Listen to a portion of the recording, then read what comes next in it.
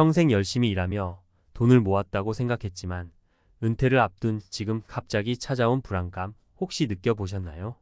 몇 억이면 충분할 거라던 막연한 기대와 달리 요즘은 10억이 있어도 부족하다는 말이 심심치 않게 들려옵니다. 자식 교육비, 부모 부양, 그리고 끝없는 물가 상승까지 중산층이라 자부하며 살았던 우리의 현실이 은퇴 후에는 너무도 쉽게 무너질 수 있습니다. 이제는 스스로 질문해야 할 때입니다. 내가 생각했던 중산층의 기준, 과연 현실과 맞닿아 있는 걸까? 그리고 은퇴 후에도 정말 안정된 삶을 살 수 있을까?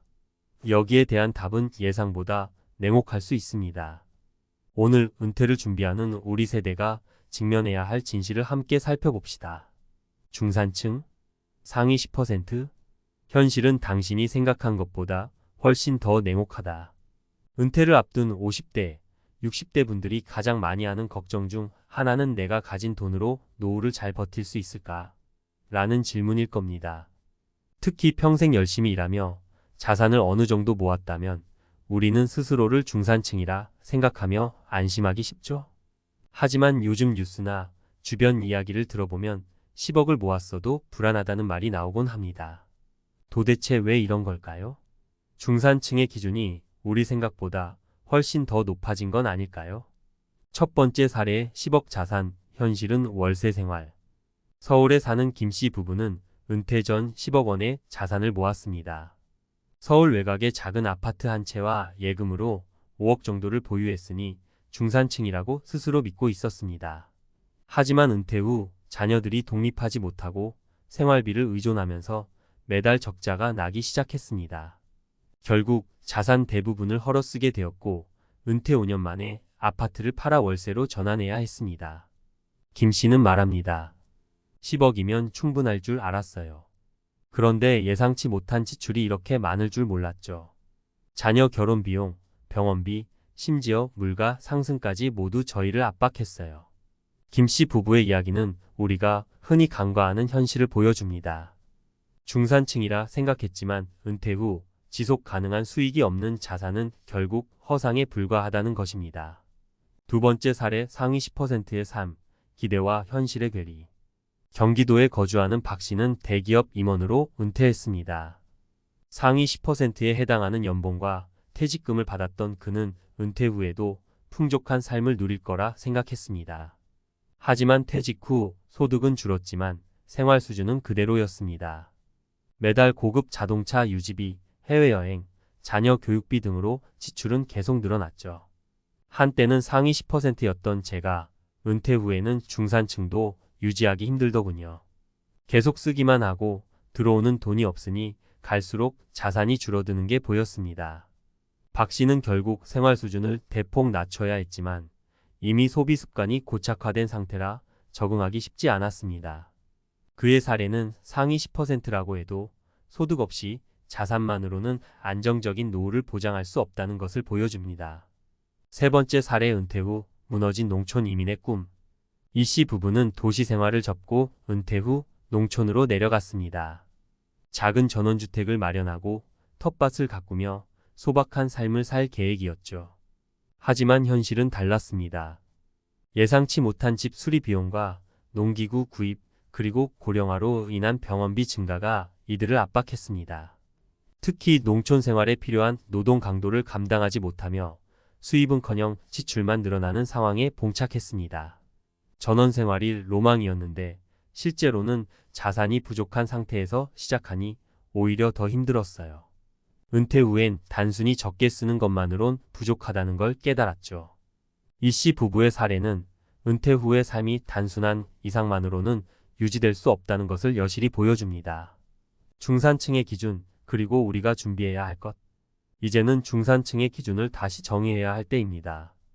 단순히 10억 원이라는 숫자가 중요한 것이 아니라 매달 지속 가능한 소득을 창출할 수 있는 구조를 만들어야 합니다. 은퇴 후 우리가 해야 할 준비는 다음 세 가지로 요약할 수 있습니다. 지속 가능한 수익 모델 구축. 은퇴 후에도 일정한 수익을 창출할 수 있는 시스템이 필요합니다. 예를 들어 임대 수익, 적절한 투자, 혹은 간단한 재취업을 통한 소득원이 있어야 합니다. 소극적 투자보다는 연금 플랜과 같은 안정적인 방식을 적극 활용해야 합니다. 소비 습관 개선. 은퇴 전에 소비 습관을 조정하는 것이 필수입니다. 월 500만 원의 소비를 유지하던 사람이 은퇴 후 월 200만 원으로 줄이는 것은 쉽지 않습니다. 소비를 줄이고 효율성을 높이는 생활 방식으로 전환해야 합니다. 예상치 못한 상황에 대비.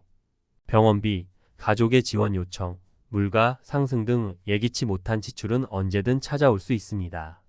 이런 상황에 대비해 별도의 비상금을 마련하거나 보험을 적절히 활용하는 것이 중요합니다. 마무리. 우리의 미래는 준비에 달렸다. 은퇴는 새로운 시작입니다.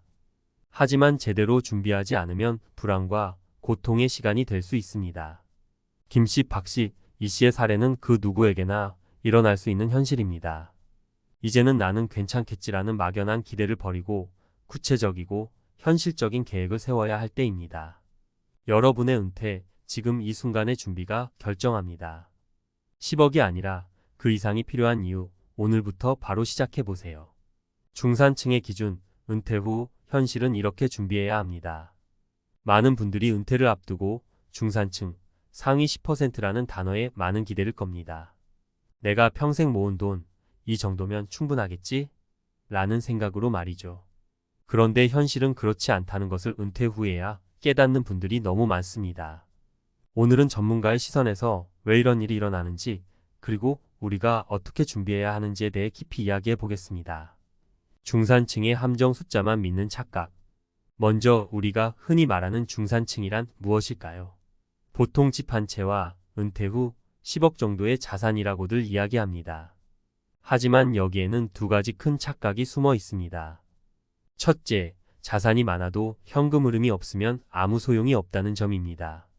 10억 자산이 있다고 해도 그중 78억이 부동산에 묶여 있다면 실제로 사용할 수 있는 돈은 제한적입니다. 매달 생활비로 쓸 수 있는 안정적인 소득원이 없다면 이 돈은 금방 줄어들게 됩니다. 둘째, 돈의 가치가 시간이 지나면서 하락한다는 점입니다. 물가 상승률을 간과하는 경우가 많은데 은퇴 시점에는 1억 원으로 살 수 있었던 것이 10년 후엔 5천만 원 수준의 구매력으로 줄어듭니다.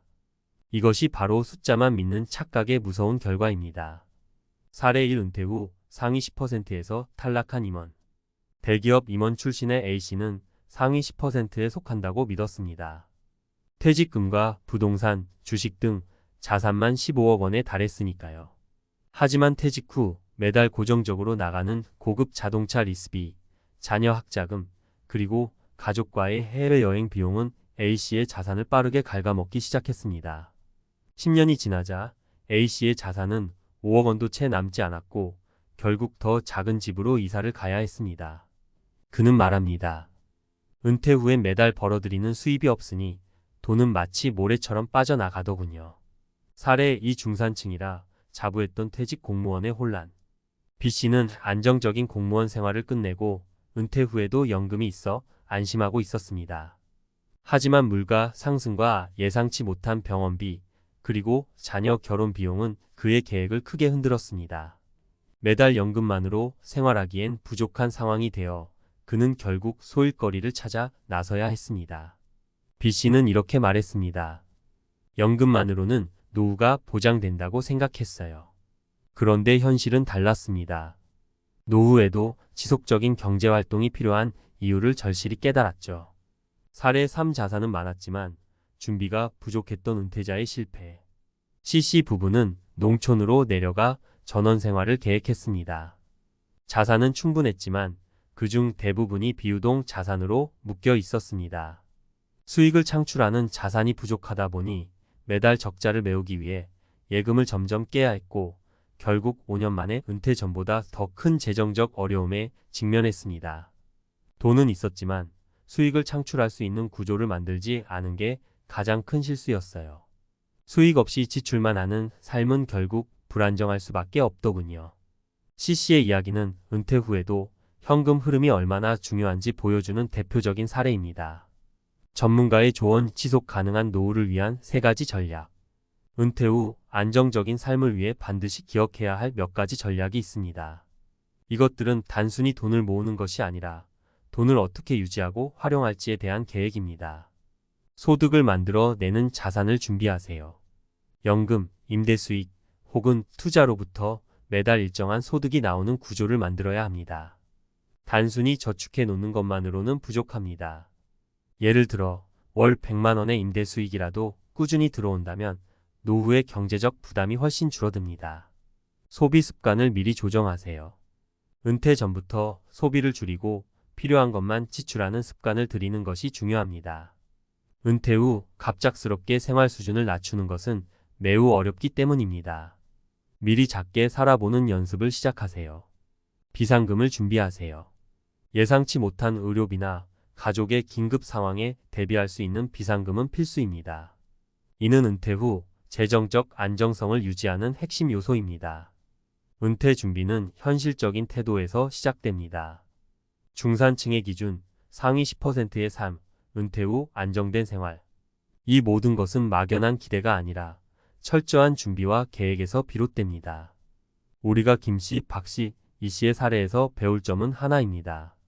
숫자만 믿지 말고 현실을 직시하라는 것입니다. 지금 당신의 준비는 어떻습니까? 10억이라는 숫자에 안심하기보다 그 돈이 얼마나 효율적으로 사용되고 유지될 수 있을지 고민해야 합니다. 은퇴 후의 삶은 준비하지 않으면 가혹하지만 미리 계획한다면 충분히 풍족하고 행복하게 보낼 수 있습니다. 오늘부터 한 발짝 현실적인 은퇴 준비를 시작해 보세요. 지금의 선택이 당신의 노후를 바꿀 것입니다.